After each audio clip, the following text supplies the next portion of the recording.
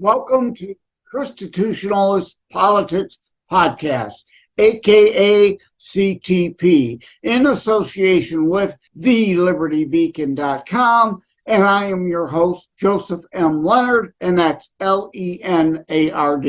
CTP is your no muss, no fuss, just me, you, and occasional guest type podcast. I really appreciate you tuning in. As Graham Norton would say, let's get on with the show. Hello, everyone. Welcome to the show. I was considering doing a shout out to some folks in newer locations tuning into the show of late, but then I thought, well, not really fair of me to call out one location or person, place over the others, as I get the listener reports via Buzzsprout to know where people are tuning in all over the world. So I will, though, give a special shout out to thank those of you in Europe, even Asia, Australia, even the African and South American continents. The only continent I haven't had a listener is Antarctica. So we're shooting for that. Hey, McMurdo base down there in Antarctica, we need you tuning in to ChristiTutionalist Politics. Also, of course, Santa or the elves up at the North Pole have yet to tune in. So another goal we're aiming for here on the show. But I shout out to non-North American listeners because, frankly, I'm very humbled, a bit surprised at the outreach or those tuning in, not the outreach, but the reach this humble, modest, low-key, no muss, no fuss show, as I say in the opening, is getting around the globe is indeed a bit surprising, as this is a Christian-based, of course, Christians all over, but Christian-based U.S. constitutionalism show. So I really appreciate all the domestic as well as foreign listeners. Thank you. As I've said many times, I know there are so many podcast options you have. I can't begin to express my heartfelt thanks and appreciation that you are tuning into mine. And I am again recording today from my hibernation home,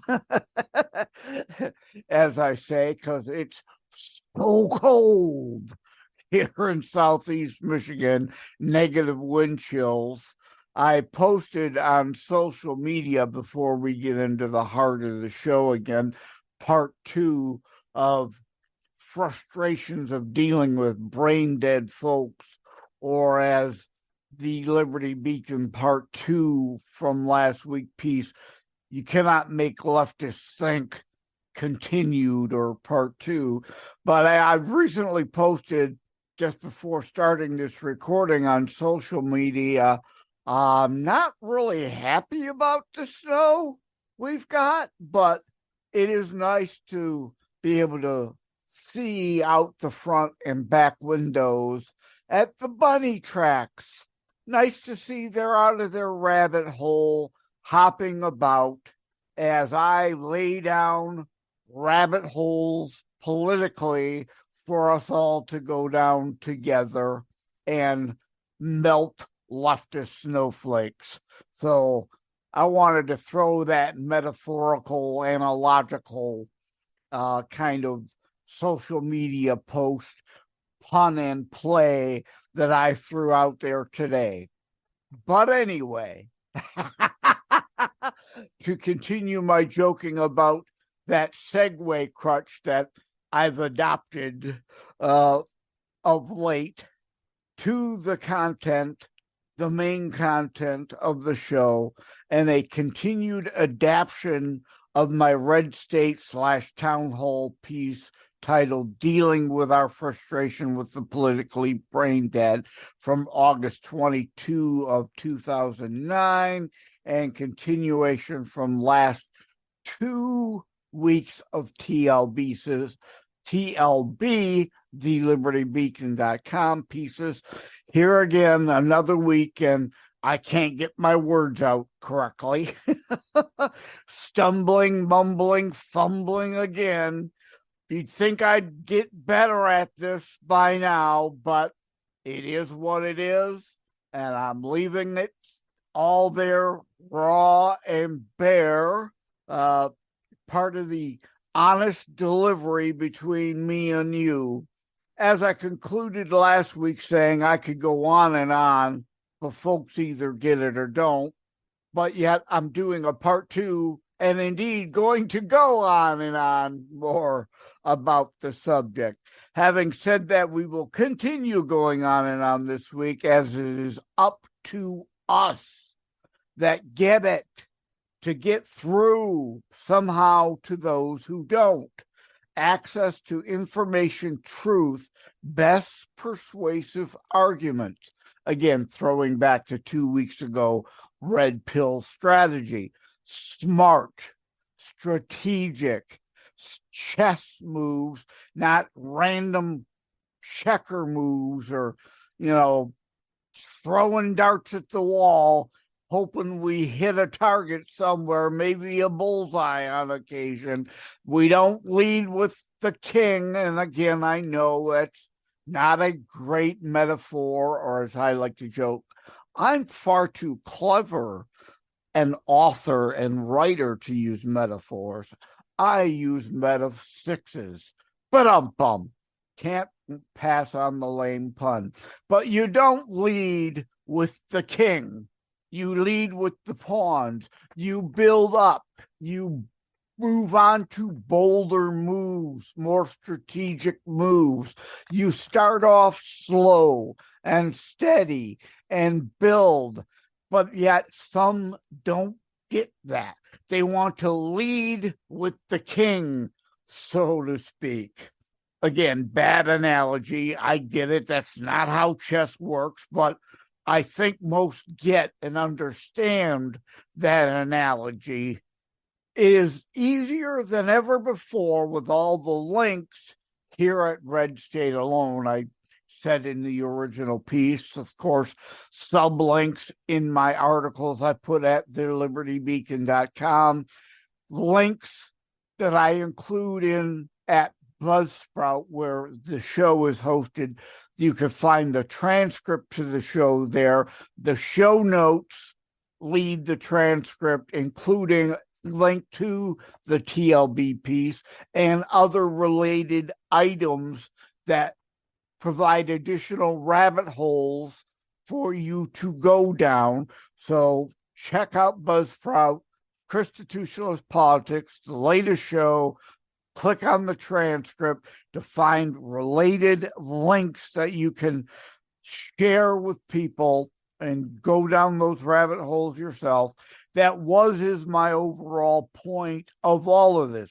We have to get it all in front of others and hopefully get them caring enough to be motivated to seek additional information for themselves from reliable sources. And an aside regarding reliable sources, not CNN, not the MSNBCs, not even relying on Google that censors results. I use Google for shopping. If you're looking for the cheapest widget, it's a great place to go, Google. For serious information, unbiased, delivered true results, rather than Google trying to send you to a leftist opinion site, I use and prefer DuckDuckGo, Jibberoo, or FreeSpoke. Those are good outlets and alternatives.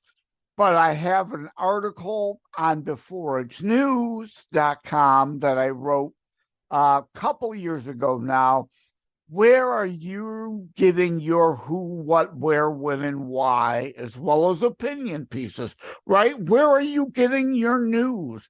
What reliable sources, proven, tested, true, and factual, and use of evidence in delivery of information to you over time are you using? Because the left, of course, will, as part of another article, the leftist 7Ds try to dismiss and distort or distract you from, to try to discredit certain sources like beforeitsnews.com. It's not the site, it's the who you're reading on the site that matters. Beforeitsnews.com, and yes, I'm even going to call out thelibertybeacon.com where I write. It's not the site, but the who you're reading there.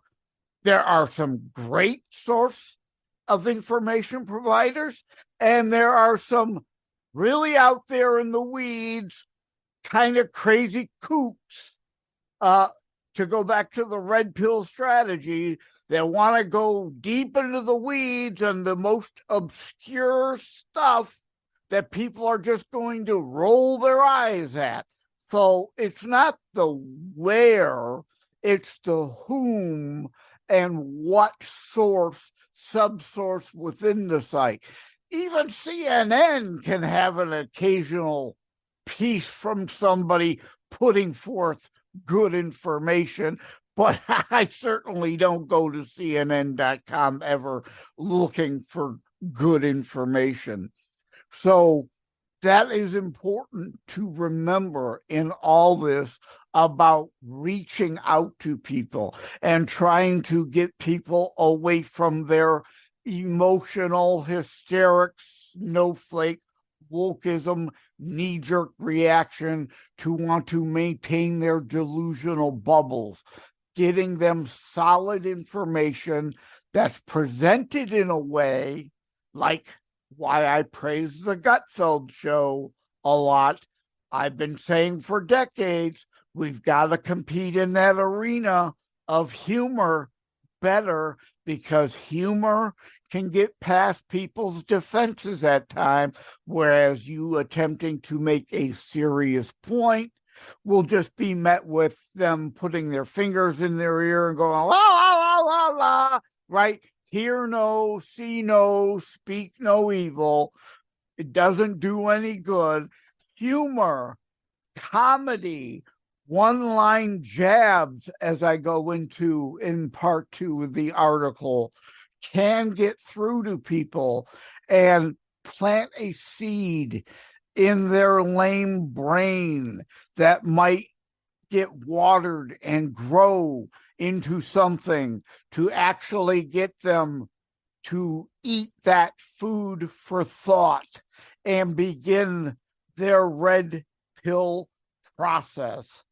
But I'm from a deep blue ultra left district, so everybody's situation and place is different.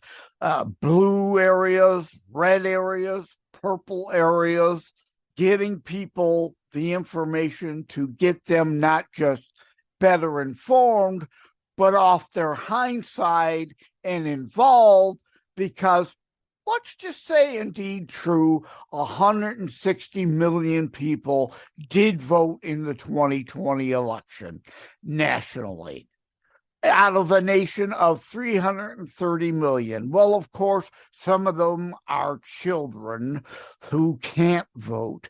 But let's just say 220 million potential legal residents who can, could, and should vote.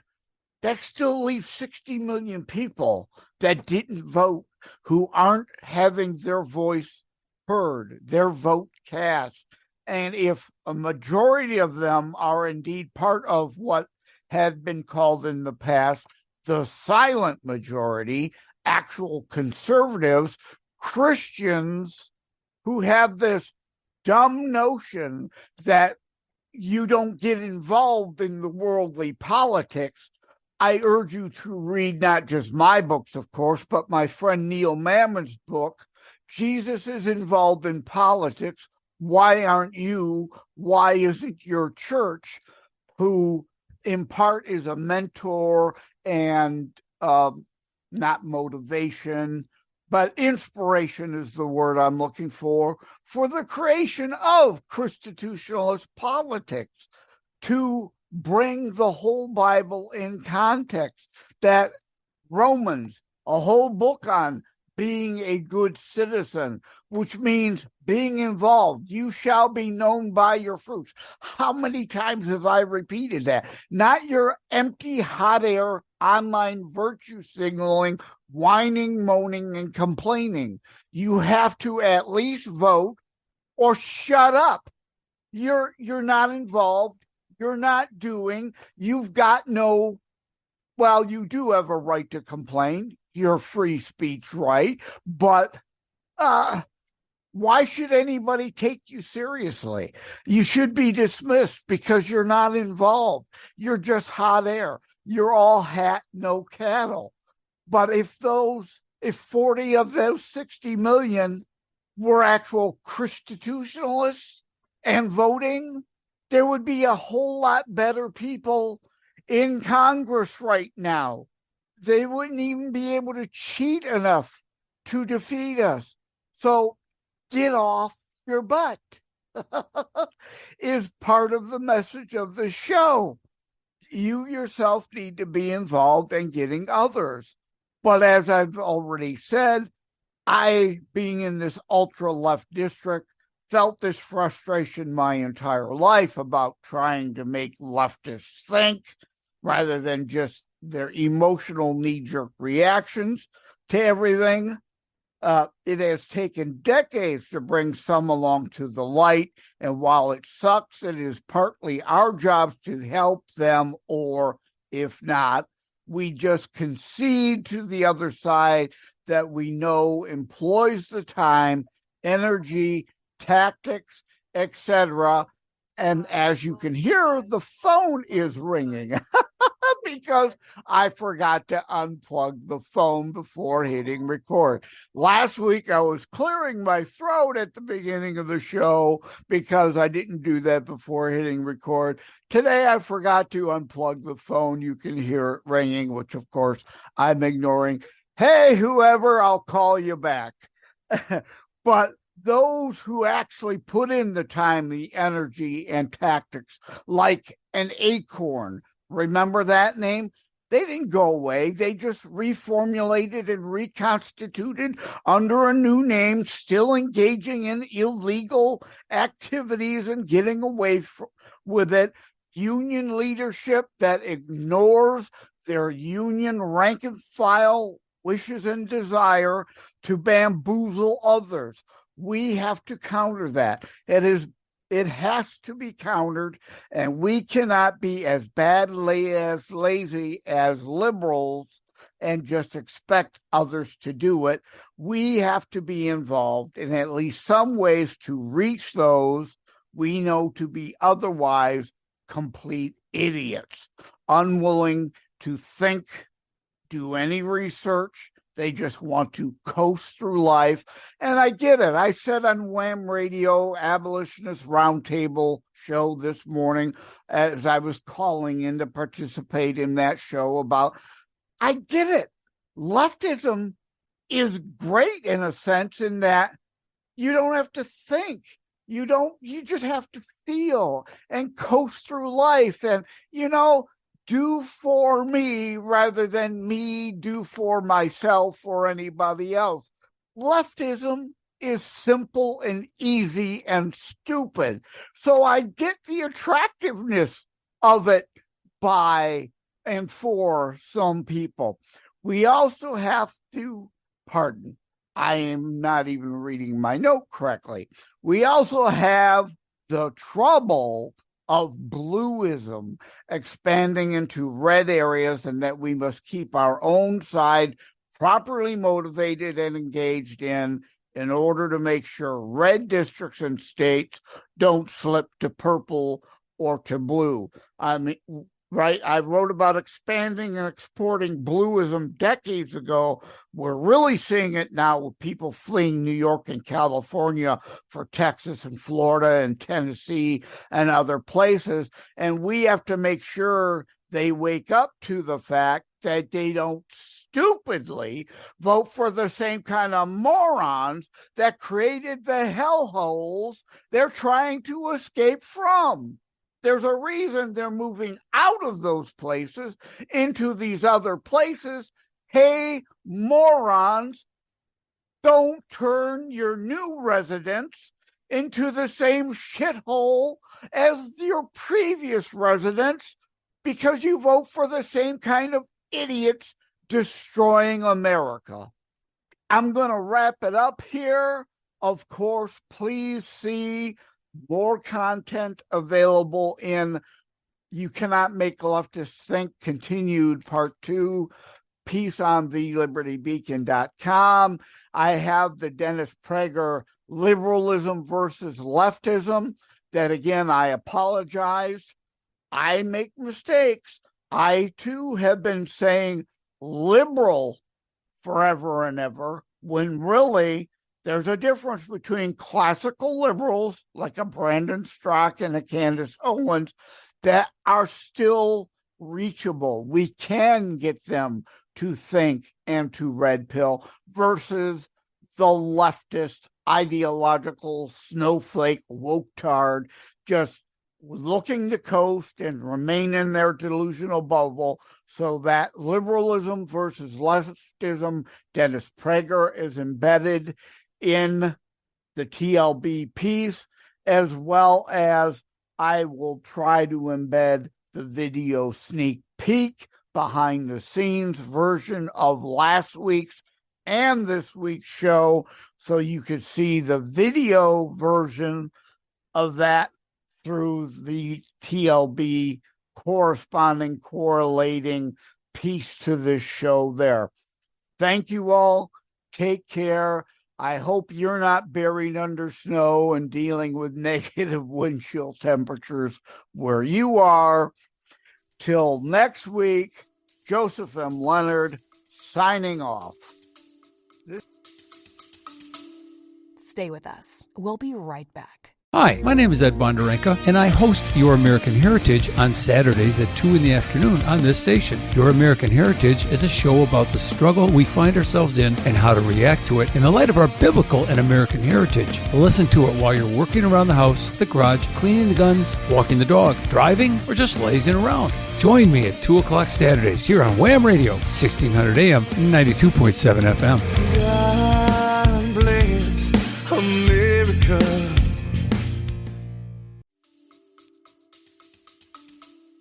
A second segment of the show, and yes, there will be a third segment which will be listener feedback for February of 2024 about the Red Pill Strategy show. So please stay tuned for that. For those of you who can see on at Leonard Detroit YouTube or Rumble or potentially Brighteon or BitChute, you can see I'm wearing Messianic Jew Rabbi Kurt Schneider's The Movement Has Begun, Taking the Rainbow Back.com shirt. I just wanted to give a shout out to him about, yes, the Taking the Rainbow Back.com movement, about taking God's full 7-color rainbow back from the 6-color rainbow alphabet mafia crew that has co-opted it over the years. But this segment here is just going to be brief about impeachment. If you've been following me for a while on the Liberty Beacon and before its news Transcript.com before that, and even Red State Town Hall before that. And way back before that, when the internet first began, I had my own website, Super Simple Computer Enterprises, that I had web articles. But going back to before it's news and the libertybeacon.com, I'd written pieces about time for new GOP leadership, and also on my YouTube channel, there's an older Impeach Biden piece before we took control of the House. Impeaching Biden then was a unicorn fart delusion dream. We didn't control the House, and there were going to be no articles of impeachment entertained. Now that we do, we've gone that route, and of course, it's gone nowhere, as I said it would. The media just declares it as a tit for tat and dismisses the legitimate charges against Biden that he could and should be impeached over after all the BS charges they tried to impeach Trump under.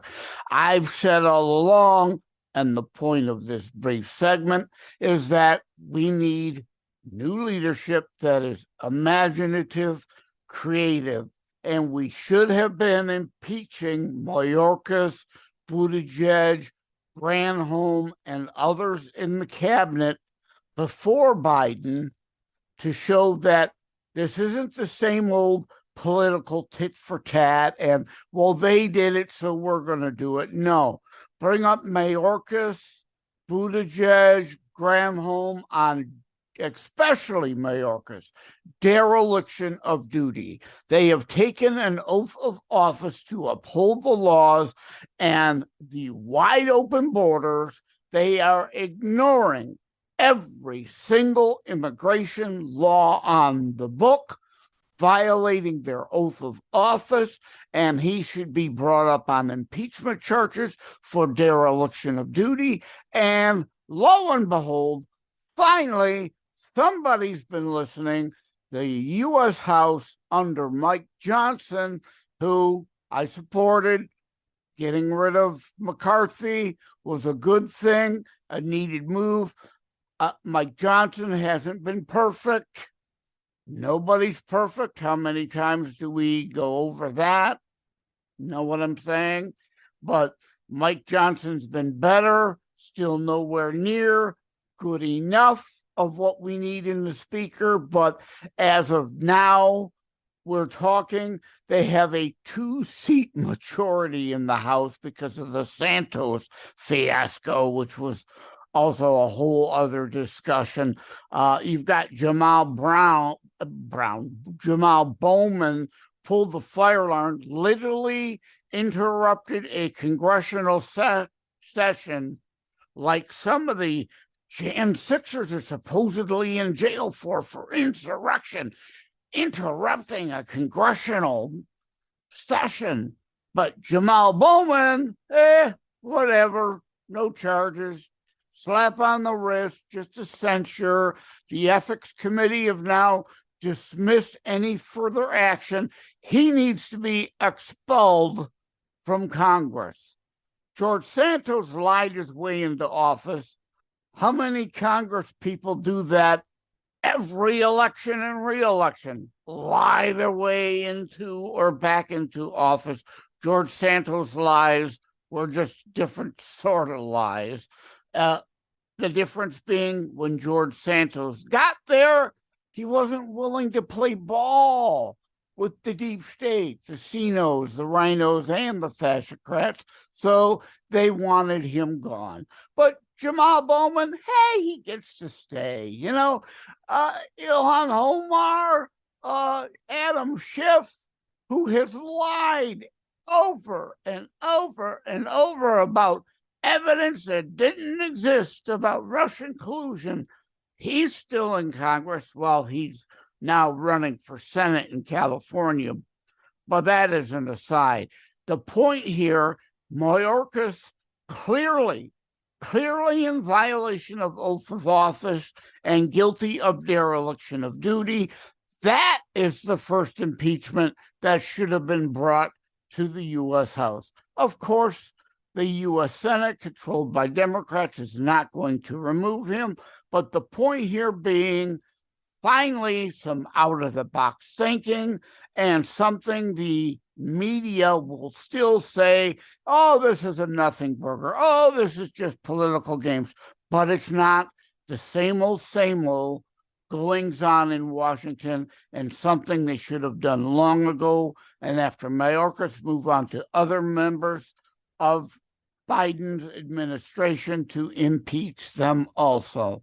Let this administration be the administration with the most impeached administrators in the history of our nation. With that, I'm going to bid you an adieu. Thankfully, we're getting some imagination. I've also spoken in another episode about Tom Cotton and the woke tax, as I called it, taxing university endowments, which of course the left will never stand for, never do, but they're always calling for taxing the rich. Well, these multi-billion-dollar endowment universities that keep raising tuition, despite the fact that with their endowments, they could cover the cost of each new college enrollee for the next dozen, 2 dozen, 3 dozen years. So why not? I'm against taxes, but this is one I'd support because, of course, it'll never pass the filibuster in the Senate. The Democrats, for all their talk about a wealth tax, would never impose a wealth tax on their leftist universities. But it's time somebody, and Tom Cotton or somebody on his staff was listening, indeed puts that in a bill. He's done it twice now, to make it a part of the discussion and call out the left's hypocrisy. Thank you all. Let's get on to listener feedback. Hello, everybody. Welcome to another, I dare say, still experimental phase of what I'm calling listener feedback. And you can see joining me again is Peter Serafine, although it's spelled Serefine, if you care to DuckDuckGo, Jibberoo, or FreeSpoke him, author of Trust Shattered. If you see this on video, you could see the book cover behind him there. But today, he's back, more or less, to chime in as a listener to segment 1 of the show he was on, because Red Pill Strategy, in a lot of ways, relates to his book in that, what are the things you can actually get people to buy into, believe, come to understand the evidence and facts without putting their, fingers in their ears and going, blah, blah, blah, blah, inconvenient, does not compute. So welcome to the show, Peter. How are you? Uh-oh. I think we may have to start over. There he's back. He froze for a second. Welcome to the show, Peter. Sorry about that. Technical difficulties. Yeah. Apparently, I lost internet.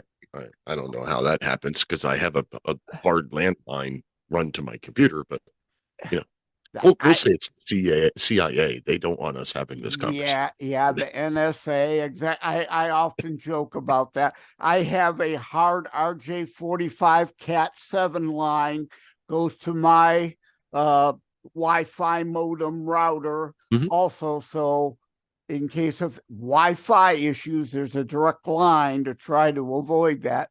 But at any rate, what were your thoughts on Red Pill Strategy? Because again, it kind of relates to your book. What are we really going to get people to believe? We can present them facts, forcing them to think is a whole other thing, which is going to be another episode called Brain Dead Folks Part 1 and 2. and then jokingly put in parentheses, yes, that's a bit of a harsh title, LOL. But yeah, you can bring people to facts. You may not be able to get them to think. So what is your reaction? Just like anything else, politics is the same way. You have to meet people where they are.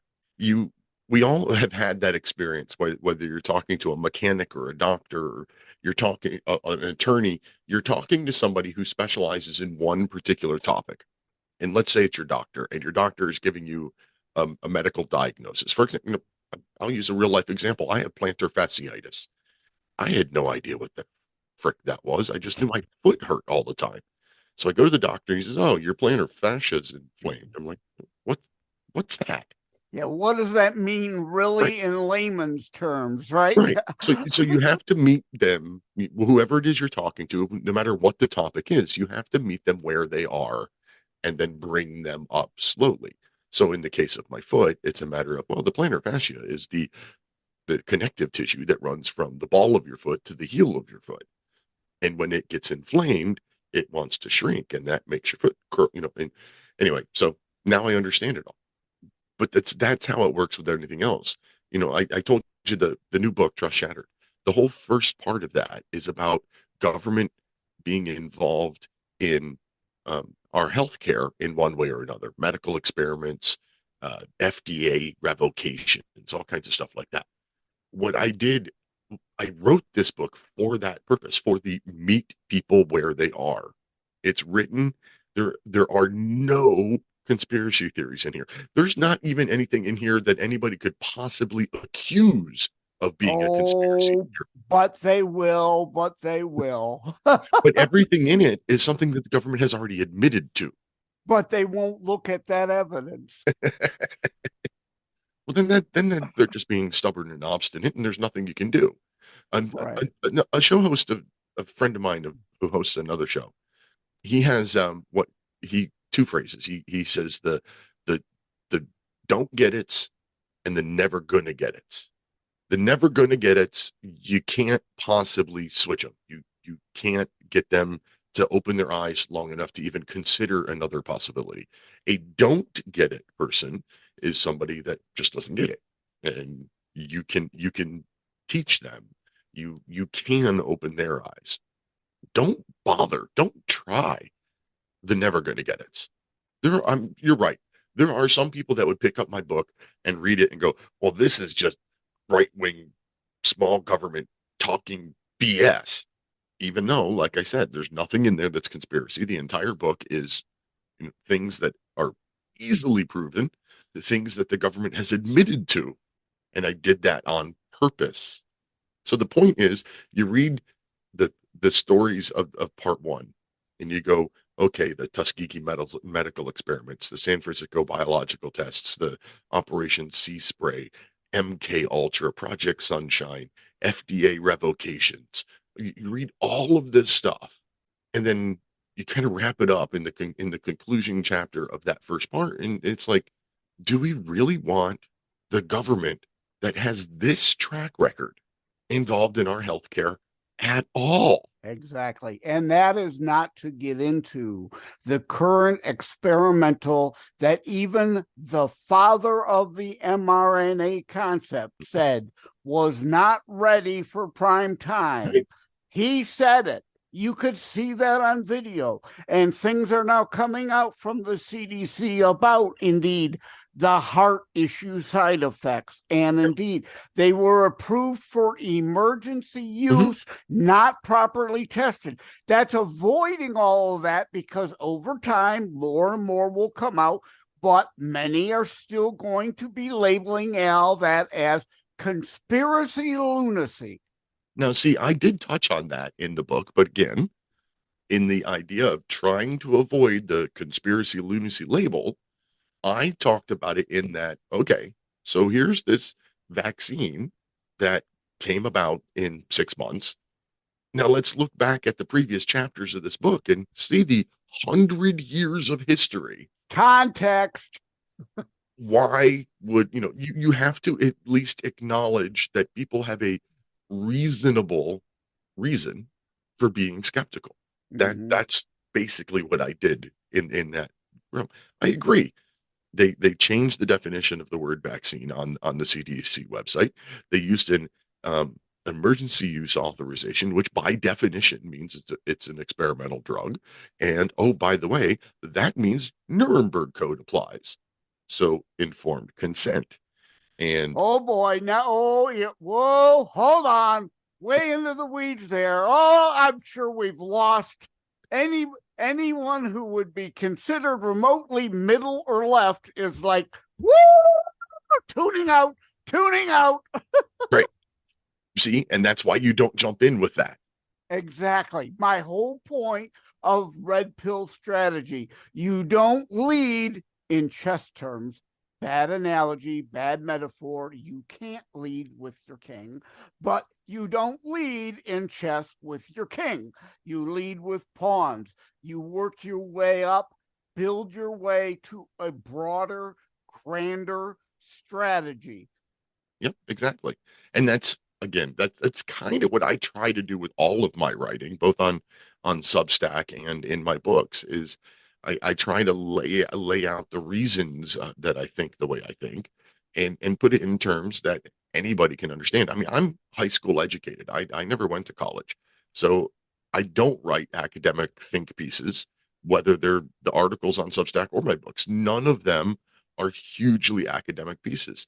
I write for the average person and try to put things in terms that makes the average person go, Yeah, that's my goal with everything I do. What's that group? Things that make you go, right? That song, right? Yeah. But again, there's your problem, Peter. You're thinking. You're expecting people to use logic and reason. They want to just sit on their couch and have their feelings confirmation biased for them, right?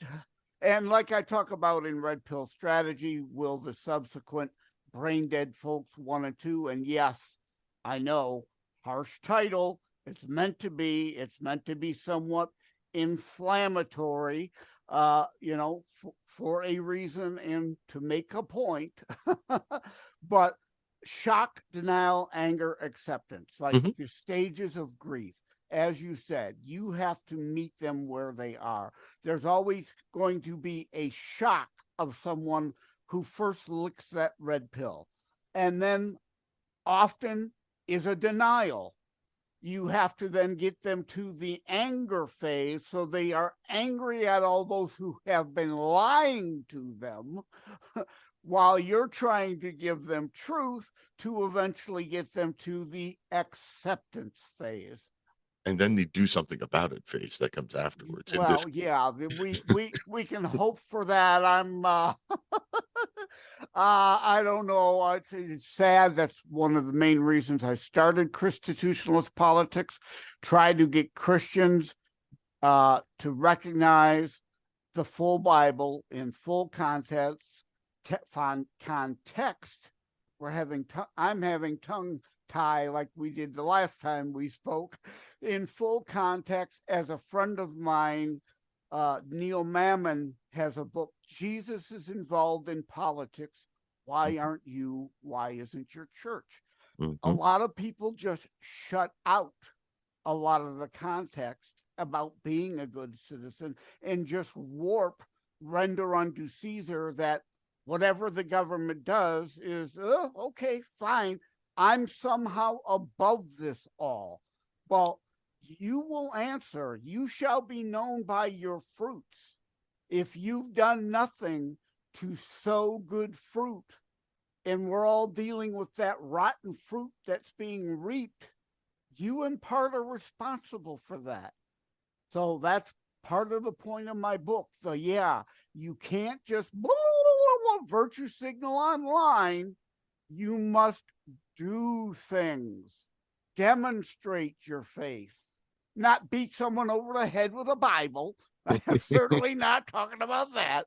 I know you know what I mean. I'm sure 90% of this audience knows what I mean, but it won't surprise me if Media Matters at some point tries to come along, pick and choose something I said, and blow it up. like they do with all conservatives.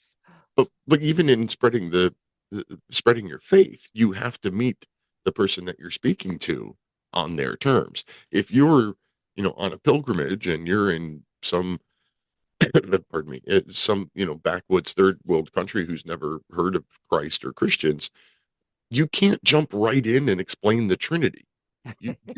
You've got to start with the basics.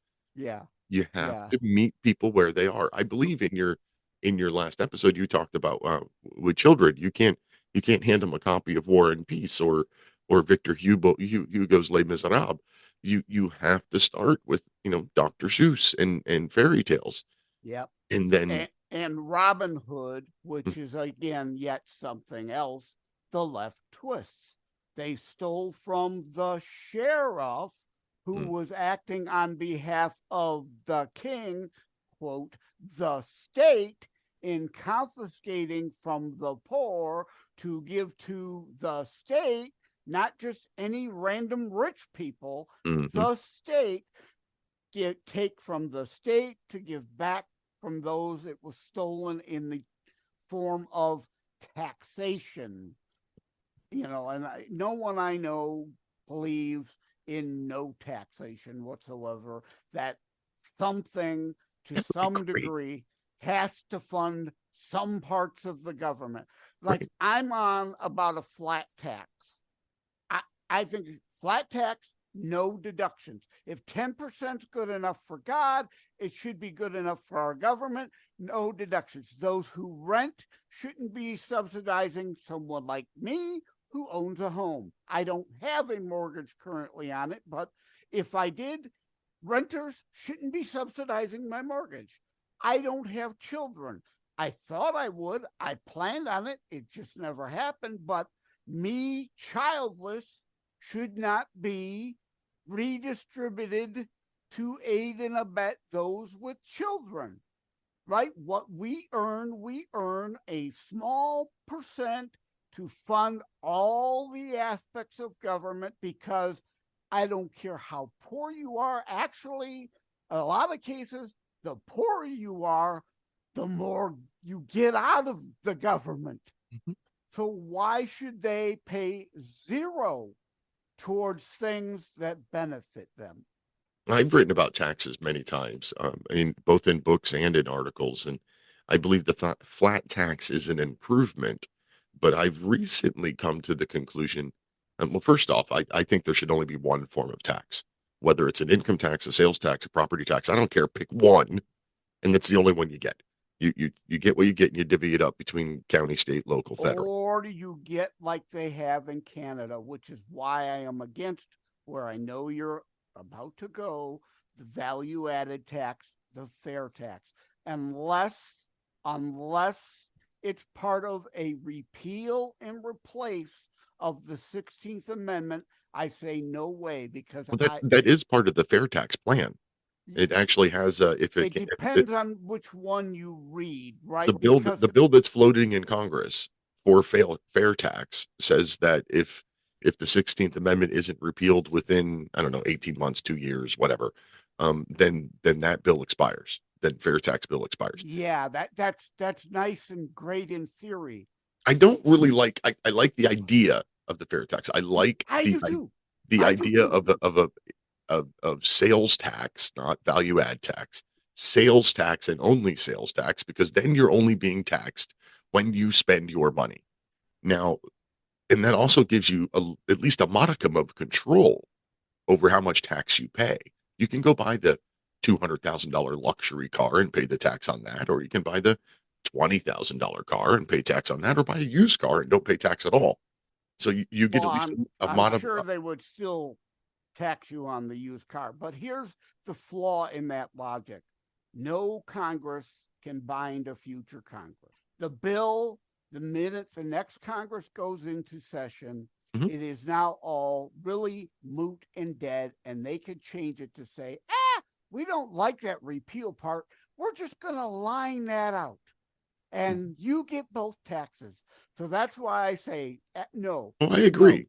No. 16th repeal must come.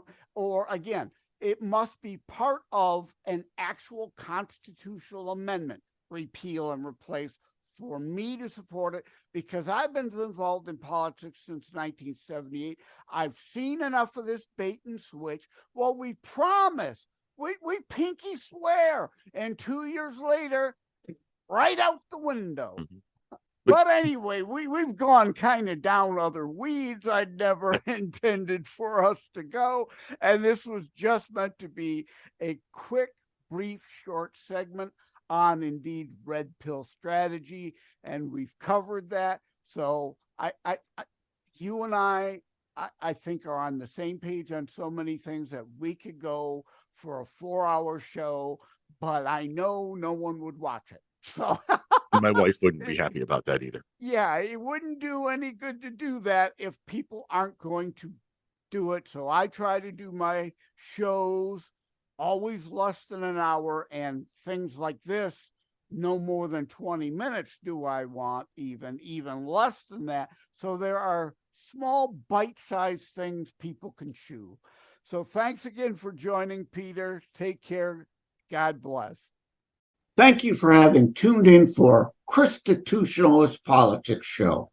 If you haven't already, please check out my primary internationally available book, Terror Strikes, coming soon to a city near you. Available anywhere books are sold. If you have locally run bookstores still near you, they can order it for you, or autographed copies are available online direct from me via terrorstrikes.info/shop. Be sure to check out more about today's discussion at thelibertybeacon.com, where my articles drop every Saturday. And let me remind, over time, the fancy high production items will come. But for now, for starters, it's just you as a very appreciated listener by me. All substance, no fluff, no fancy high production intro or inserts, at least yet, just straight to key discussion points. A show that looks at a variety of topics, mostly politics, through a Christian U.S. constitutionalist lens. So again, thank you from the bottom of my heart. Take care. God bless. Like and subscribe to ChristiTutionalist Politics podcast and share episodes. We need your help to grow the show.